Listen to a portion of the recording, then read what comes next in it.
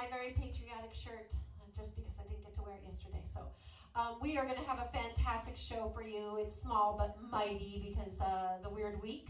Hope everybody's had a great time. I hope they've come home and told you about things that they've learned. Today we learned about one of the key players. Most of the people are on the wall, but not everybody. Today we learned about Johnny Cash. Does anybody know his nickname? What he's known by? Oh, you people. Black. Close. I know it. I'm just. Come on. Black. Come on. I don't know. Man in Black. Yes. And then today I had, go ahead, come on up. I had talked to them about it, and then we played a game later, and we were quizzing them on things, and they were like, what's his nickname? And one of the questions was, what's his nickname? And they couldn't remember that he was the Man in Black, and it was just 4 hours earlier, so it's kind of a drag. This day in music history, Johnny Cash made his last ever performance in 2003 when he appeared at the Carter Ranch. Before singing Ring of Fire, Cash read a statement about his late wife, we're talking about June, that he had written shortly before taking the stage. The spirit of June Carter overshadows me tonight with love she had for me and the love I have for her. We connect somewhere between here and heaven. She came down for a short visit, I guess, from heaven to visit with me tonight to encourage me and inspiration like she always has. She had died in May of that year, and he had died 4 months later on September 12th. So they're not doing a Johnny Cash because, well, it's a little depressing. His songs are a little bit quiet. They are doing something super fun. We have back there on the drums, Matt. We have Izzy over on keys. We have Miss Kaya on guitar. And Inez is taking the role of vocals. They are like the beach band, Summer Sugar.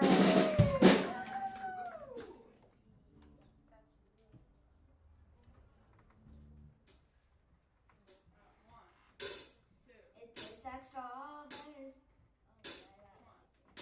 It tastes like strawberries on a summer evening. Centers like a sun on moon rays. And summer feeling so wonderful and warm. Breathe me in, breathe me out. I don't know what I could ever do without. I'm just king out loud.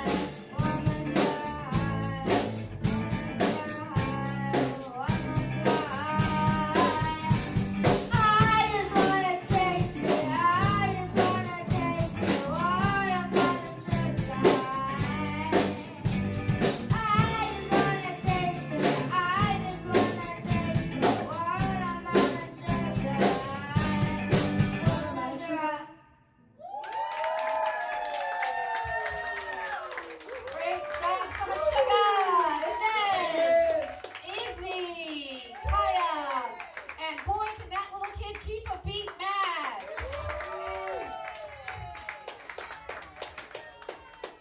I had this one girl come to camp many years ago, and on the second day I really noticed she had an affinity for drums, and I walked up to her mom and I said, do you have a relative in the family that plays drums? She says, Mom, nope. I asked like grandparents, cousins, uncles, and I said, well, I have good news and bad news. She goes, what's the good news? I said, your daughter has great rhythm. And she goes, what's the bad news? I said, she's a drummer. You got to get her in drum lessons. I've never seen it. And she still is playing drums. She's in a band, and she plays drums in high school. I see it. I'm sorry. Max might be a drummer. He might be other things. It's not my fault, okay? It's not my fault if you have to have a drum set in the house. I originally, when my son decided to start his music journey, my husband's a professional musician, he was 9, and they started to do something for a talent show, and the kids got together and said, the bass player said, well, my dad has bass. It was a giant bass. The kid was a little small. It was this giant P bass. I think it weighed more than him. And then the guitar player said, well, my brother has a guitar, so I'll play guitar. And my son and my husband looked at each other and goes, I guess that leaves drums for me. Yes! And I was like, really? Really? Have to have drums in the house now? So, you never know what happens after camp. What happens at camp does not stay at camp. Another little bit of music history, which shocked me. I did learn a couple things this week. Like I learned that Van Halen, the brothers Van Halen, were not born in Pasadena, even though they're from Pasadena. They were actually born in Amsterdam, so they had dual citizenship. Madonna in 2019, can you believe in 2019 Madonna had a #1 album? Like I can't believe it. Her album, Madam X, debuted and was at the chart #1 in 2019. I still find this shocking. David Gilmour, Pink Floyd's David Gilmour said, artists who have seen their albums soar after the Live Aid concerts should donate their profits to charity, saying this money that should be used to save lives. The UK sales figure 2 days after the London concert showed the Pink Floyd Echoes had risen by 1,343%. The Who, then and now, had risen by 863%. And Annie Lennox and the Eurythmics, we were just talking about them, had increased by 500%. We're talking a lot of money back in 2005, so yeah, they should have donated a lot of money to charity, because that was what the whole thing was about. All right, the next band is up and are ready to go. They are a trio, a power trio with a little help from the aides. We got David back there on drums. Yeah! We have the mighty Theo on guitar. Woo! And we have awesome Kylie who's playing keys and singing. Let's go! They are detached. Woo!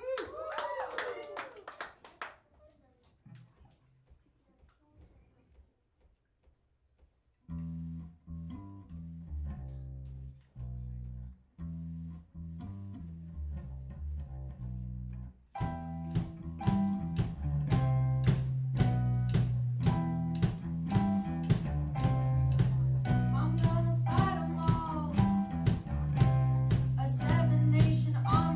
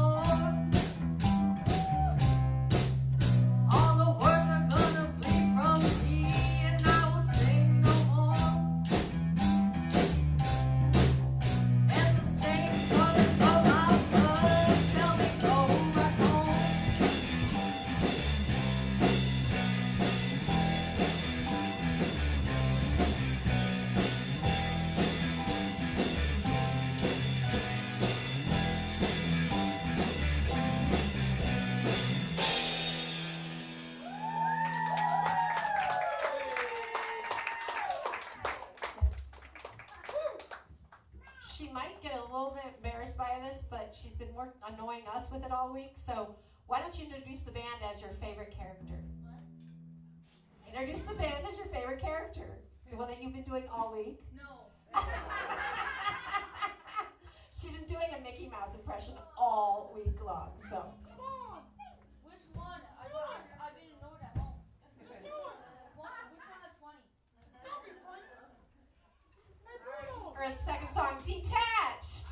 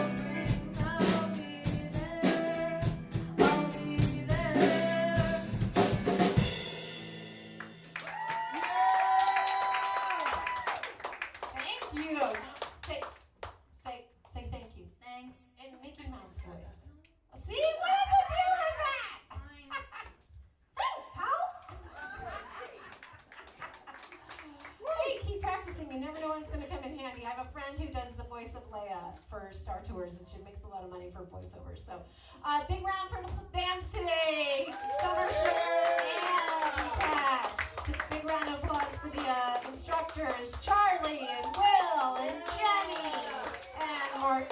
Thank you all very much. I hope you have a great weekend. Let me know about other weeks for camp. But otherwise, celebrate.